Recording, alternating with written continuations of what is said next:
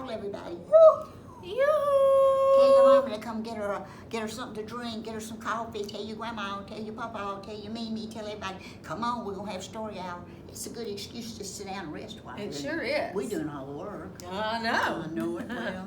There's something wrong there. Here we go. We better do if you're happy and you know it. Fun work. If you are happy and you know it, clap your hands. If you're happy and you know it, clap your hands. If you're happy and you know it, then your face is gonna show it. If you're happy and you know it, clap your hands. Everybody clap, 1, 2, 3. Everybody clap, 1, 2, 3. And we'll have a lot of fun, you see. Just take your hands and clap them, 1, 2, 3, for me.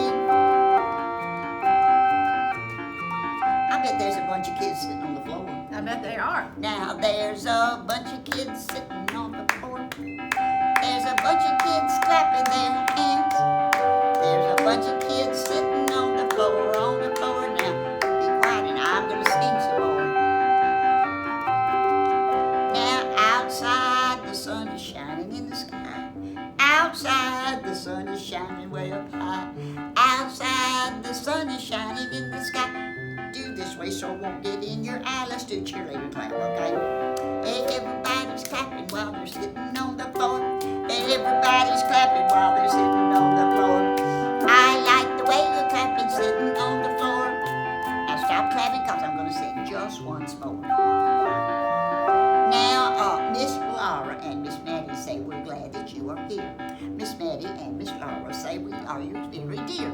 Miss Laura and Miss Maddie are glad that you are here because we love you because you are so near. And you know what we decided we got to sing? It was a one-eyed, one-horned, fly, perfect people eater creeping up on me. I gotcha. This is that funny song about the little man that came from outer space. Right. And he had him a horn up in his head, not a cow horn, you know, but like a horn that you clarinet. toot. Yeah, like toot. You're right, tooting your horn. He looking to get him a job in a rock and roll band. Oh. Beep-bop, beep-bop, loop-bop. So anyway, that's what he's doing. Here we go. Is everybody ready? Now y'all got to help us. You got to play. He had one eye right up here. One eye. And one horn right up here, and he was flying, and he was purple people eater. Here we go. Now I saw this thing coming out of the sky. He had this great big horn and one big eye. Now my knees started shaking, and I said, "Mercy me, that looks like a purple people eater to me." Help me now, everybody. Come on. He was a one-eyed, one-horn, flying purple people eater. One-eyed, one-horn, flying purple people eater. One-eyed, one-horn, flying purple people eater. Creeping up on me. I gotcha. Gotcha. Now he came out of the sky and he lit up in that big tree. And I said, "Mr. People Eater, please don't eat me." And I heard him say in a voice real gruff, "I ain't gonna eat you, Miss Maddie, cause you are too tough." Help us now. It was a one-eyed or one-horn, a flying purple people eater. One-eyed, one-horn, flying purple people eater. One-eyed, one-horn, flying purple people eater. Creeping up on me. I gotcha. The end of the story. Now he went on his way, and what do you know? I saw him one night. He was on a TV show. He was blowing that horn out, and it was just knocking folks dead.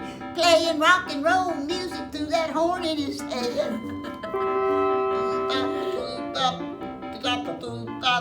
One-eyed, one-horn, flying purple people eater. One-eyed, one-horn.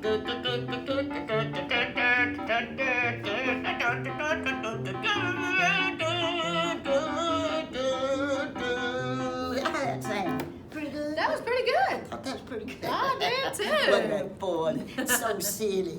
Well, we Well- have one of my favorite stories today. Do you think that he eats purple people? No, Or I is think he purple? I think he was purple, and he was a people eater. Ah. You had one eye, one horn. He was flying. Flying, purple people purple eater. People eater, yeah. But he didn't eat me because I was too tough. Well, you know, remember. Dr. Seuss is wonderful. Wasn't he? He is. I remember reading about Dr. Seuss saying, you know, you should never give up when you do something you think is really good. He had a terrible time getting his book published. Really? He got so many, what we call rejection. He'd send them to people that publishers that put books together. You know, they send back and they say, "We're sorry, that'll never sell." Ooh, I bet they're kicking themselves now. But they say never mind because Dr. Seuss was the biggest selling author ever. He was all over the world, millions of books, and everybody realized he was just an absolute creative genius. He was so funny. Well, you know, you think about all the funny things like the Grinch. See, Dr. Seuss wrote that.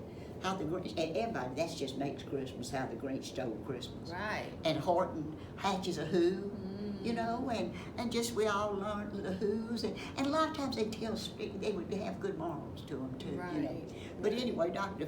Seuss, this is one of my favorite ones. See, when I had my kindergarten, I wrote Dr. Seuss a letter, and Dr. Seuss wrote me back, and I was so proud to get it. Ooh, I But guess I so. wrote him, and I told him that I was kind of like this bird today in this thing, Gertrude McFuzz.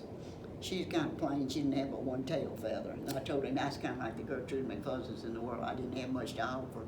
But anyway, I was proud to get a letter from him because I really admired him greatly. But this is one. A lot of people don't ever know this one, but it's really a fun story.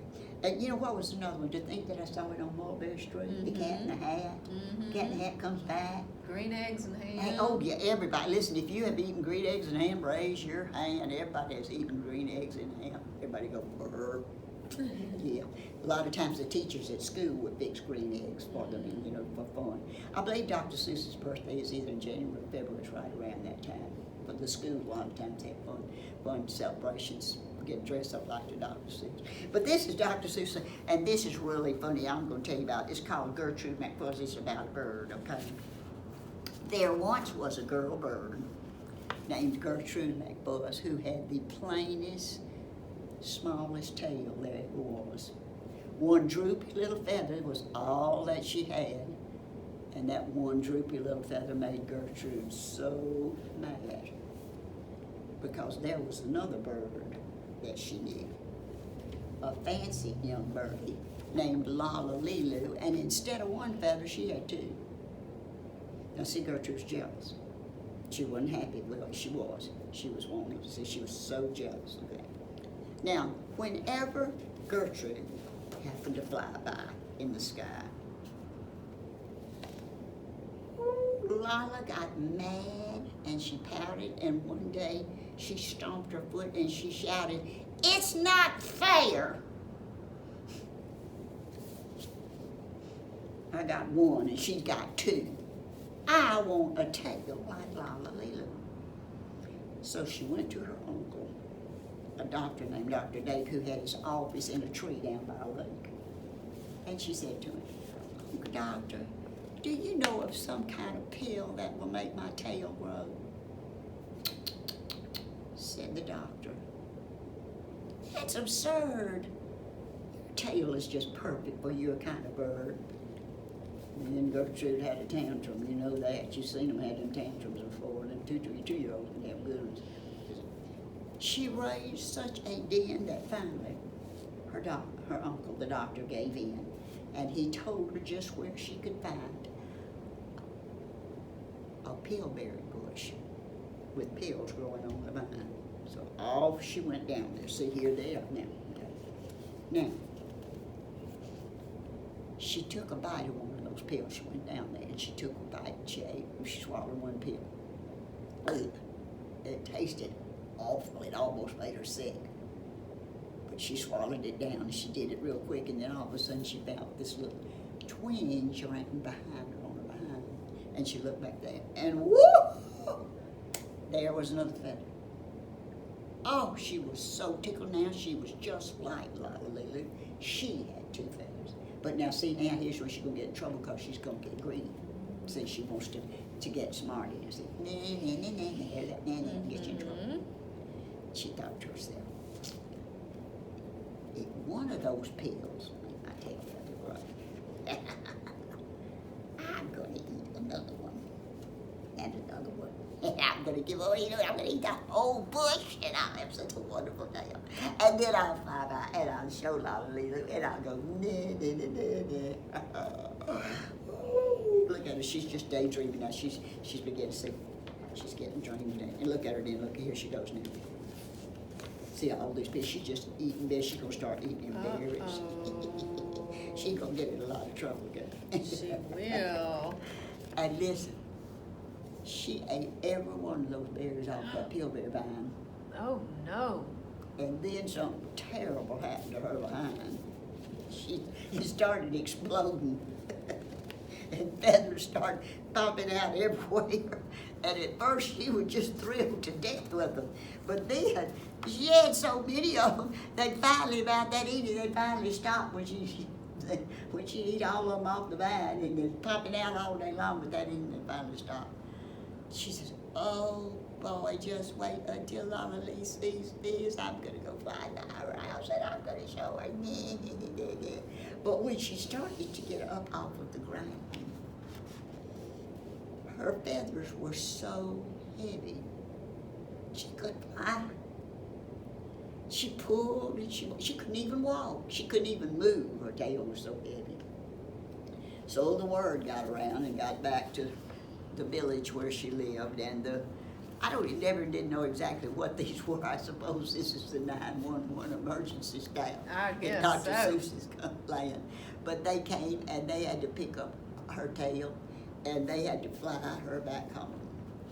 And then Gertrude had all of those feathers pulled out of her behind. Her behind was sore, I tell you. But she was very, very happy after that because she was a lot smarter. That one little feather she wound up that she had as a starter. But now that's quite all right because now Gertrude is smart. Isn't that the funniest? That is so cute. I always loved, I never could really quite understand. He just always drew the funniest looking things. That's just. I know, he did. She's so unhappy. It's just really good if you can be happy with yourself.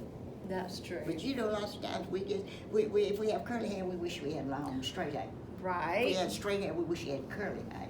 If we Right. had black hair, we wish we had brown hair. If we had brown hair, well, we wish we had blonde hair, Right. And if we're tall, we wish we were short. And brown eyes wants blue eyes. Yeah. And blue eyes wants green eyes. And green eyes want brown eyes. And hazel eyes. And on and on. And on and on and on and on. So that's a good lesson in there. That's teaching you to be content with yourself. That's right. And don't be a pig and eat everything off the pillberry. Mm-mm. We had a fine time today. We did. We sure are glad you came. Mm-hmm. Watch out for those purple people eaters, okay? Right. And just in case they eat purple people, don't paint yourself purple. Bye. Bye.